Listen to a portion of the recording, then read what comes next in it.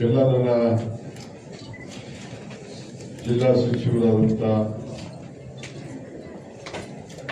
ಜಮೀರ್ ಅಹಮದ್ ಅವರೇ,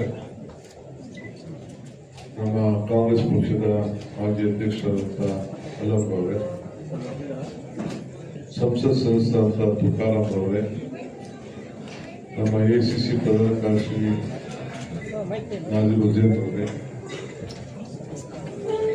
ಎಲ್ಲ ನಮ್ಮ ಶಾಸಕ ಮಿತ್ರರೇ, ಸ್ಥಳೀಯ ಶಾಸಕರಂತ ಭರತ್, ನಾಗೇಂದ್ರ, ಗಣೇಶು,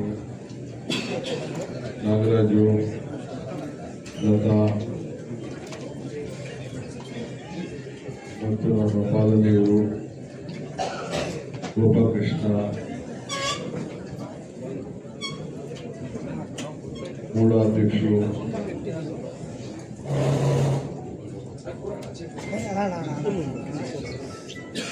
ಮೇಯರು ಇದ್ದಾರೆ,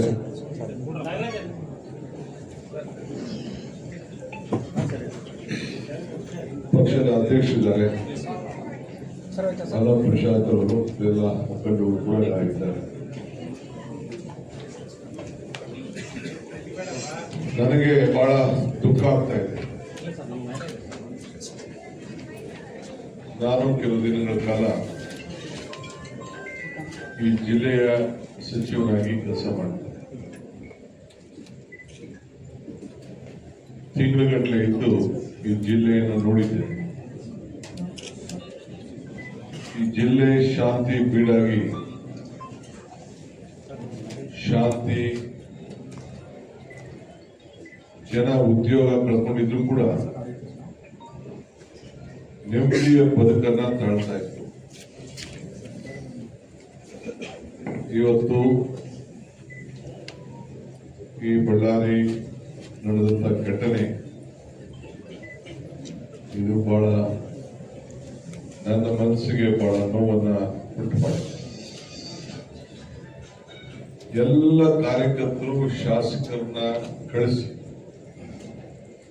ಪ್ರತ್ಯೇಕವಾಗಿ ನಾನು ಎಲ್ಲ ಅಧಿಕಾರಿಗಳನ್ನ ಮಾತಾಡಿದ್ದೇನೆ. ಎಲ್ಲ ತರದ ಮಾಹಿತಿಯನ್ನ ಪಡ್ಕೊಂಡಿದ್ದೇನೆ. ಅದಾದ್ಮೇಲೆ ಶಾಸಕರು ಕೂಡ ಚರ್ಚೆ ಮಾಡಿದ್ದೇನೆ, ಅವರ ಅಭಿಪ್ರಾಯ ಕೂಡ ಕೇಳಿದ್ದೇನೆ. ಕೆಲವು ಅನೇಕ ಇಲ್ಲಿ ಬರೋಕ್ಕಿಂತ ಮುಂಚಿತವಾಗಿ ನನ್ನದೇ ಆದಂತ ಒಂದು ಟೀಮ್ ಅನ್ನು ಕಳಿಸಿ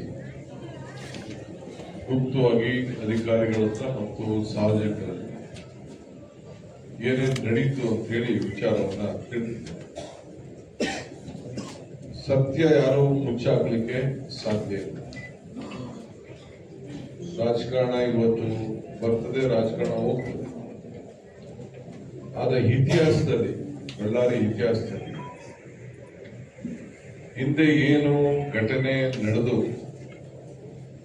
ಬಳ್ಳಾರಿಗೆ ಆಗಿದ್ದಂತ ಅವಮಾನ, ಬಳ್ಳಾರಿಗಾದಂತ ತೊಂದರೆ